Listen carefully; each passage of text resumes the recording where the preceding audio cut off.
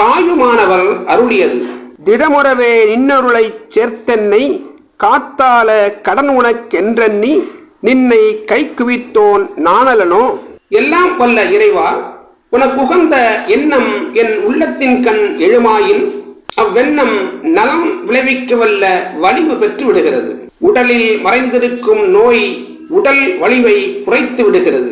மனதில் மறைந்திருக்கும் காம கோதாதி நோய்கள் மனதின் வலிவை அழித்து விடுகின்றன. உள்ளத்தினுள் ஆழ்ந்து மூழ்கி அத்தகைய நோய்களை நாம் களைய வேண்டும். பின்பு உண்மையொன்று புலப்படும். எண்ணமானது வெளி உலகிலுள்ள பொருள்களோடும் உயிர்களோடும் தொடர்பு வைக்க வல்லது.